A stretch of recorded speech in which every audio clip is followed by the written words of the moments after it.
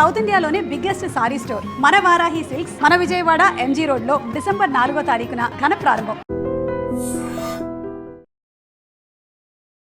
తిరుమల ఆవిర్భావం ఎప్పుడు జరిగింది? స్వామి ఇక్కడికి ఎప్పుడు రావటం జరిగింది? ఓం నమో వెంకటేశాయ.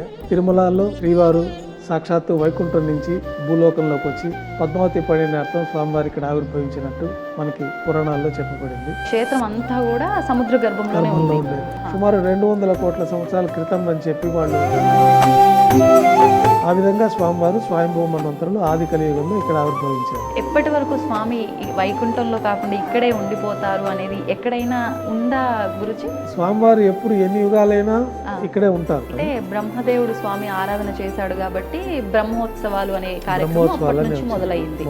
చతుర్ముఖ బ్రహ్మగా మనకి విగనస మహర్షిని సృష్టించారు స్వామివారు. అప్పుడు ఋషులు కానీ దేవతలు కానీ మా వల్ల కాదు, ఆ వికనస మహర్షి పరంపరగానే మేమందరం చెప్పుకుంటూ స్వామివారిని ఆరాధన చేస్తాం. ఈ క్షేత్రం యొక్క మహిమ గురించి, విశిష్టత గురించి క్లుప్తంగా. తిరుమల క్షేత్రం అంత క్షేత్రము ప్రపంచంలో లేదు. అందుకని ఈ క్షేత్రంలో అడుగుపెట్టిన దగ్గర నుంచి యాత్ర పరిపూర్ణ ఫలితం వస్తుందని చెప్పి పురాణాల్లో చెప్పబడింది. ఆ రూపాన్ని తాకినప్పుడు మానవ శరీరాన్ని తాకినట్టుగానే స్పర్శ తెలుస్తుంది అని అంటూ ఉంటారు చాలా మంది. అది మామూలు శివరా స్వరూపాలకి ఈ స్వరూపానికి ఒక తేడా అయితే మనకు తెలుస్తుంది. అది ఒక ప్రత్యేకమైన శక్తి ఇక్కడ మనకి కొంచెం అనుభూతి కలుగుతుంది. గురుగారు ఆ పట్టు దేంతో? పచ్చకర్పూరంతో. పచ్చకర్పూరంతో. అంటే అది పచ్చకర్పూరమే ఎందుకని గురుగారు? స్వామివారికి పరిమళ భరితమైన ద్రవ్యం అది ఒకటే కాబట్టి ఆ పచ్చకర్పూరం తెల్లగా ఉంటుంది. స్వామివారికి మట్టి పాత్రలో స్వామికి నివేదన చేస్తారు అని చెప్పి విన్నాను. అది అంటే ప్రతినిత్యమా, విశేషంగా ఏదైనా రోజా గురుగారు? అది గతంలో చేసేవారు. ఇప్పుడు శ్రేష్టంగా వెండి పాత్రలో స్వామివారికి నైవేద్యాలు వస్తాయి. ఆ బ్రహ్మదేవులు ఆరాధన కోసమని ఆ బంగారు పంచపాత్రలు ఉంటాయి. ఇప్పుడు మనకి డిసెంబర్ 30 నుంచి 10 రోజుల పాటు స్వామివారి విశేషమైన అంటే ఉత్తర ద్వారం దర్శనమైన గురుగారు. అంటే ఇక్కడ ఉత్తర ద్వారం అనేది ఇక్కడ సాంప్రదాయంలో లేదు.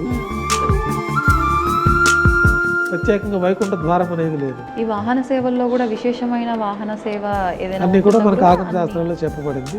దాంట్లో స్వామివారికి అత్యంత ప్రాముఖ్యమైనది పెద్ద శేష వాహనము, తర్వాత గరుడ వాహనము, తర్వాత రథోత్సవం. ఈ 3 కూడా అత్యంత ప్రాశస్త్యమైనది. అసలు నిజమైన శరణాగతి అంటే ఏంటి? ఏ రకంగా చూపించాలి భగవంతుడి దగ్గర? అంటే అన్నీ వదిలేసి మన పనే దైవంగా భావించాలి, ఫలితాన్ని స్వామివారికి వదిలేయాలి. గురుగారు, ఇప్పుడు అష్టాక్షరి మంత్రం యొక్క గొప్పతనం చాలా విశేషంగా చెప్తూ ఉంటారు. అసలు ఏంటి అష్టాక్షరి మంత్రం గొప్పతనం? పురాణాల్లో సులభమైన మార్గం అష్టాక్షరి మంత్రం. ఈ అష్టాక్షరి మంత్రాన్ని ఓం నమో నారాయణాయ, తర్వాత ఓం నమో భగవతే వాసుదేవాయ, ఈ 2 పరిపూర్ణమైన ఫలితాలు. గురుగారు, భగవంతుడి ముందు నమస్కరించేటప్పుడు 2 చేతులు మనకు అంటే ఏ పొజిషన్లో ఉంటే కరెక్ట్ నమస్కారం కిందకు వస్తుంది? హృదయం పొజిషన్లో ఉన్నప్పుడు ఒక నమస్కారం ఉంటుంది. శరణాగతి పొందినప్పుడు చేతులు పైకెత్తి నువ్వే దిక్కు స్వామి అని, ఆపదముకు అనాథరక్షక గోవింద అనే స్మరణ చేసి మొత్తం పైకి లేపేసి ఆ శరణాగతితోటి ఆ నమస్కారం చేసుకోవడం, హృదయపూర్వకంగా నమస్కారం చేసుకోవడం, హృదయాల నుంచి హృదయం దగ్గర ఉంటుంది.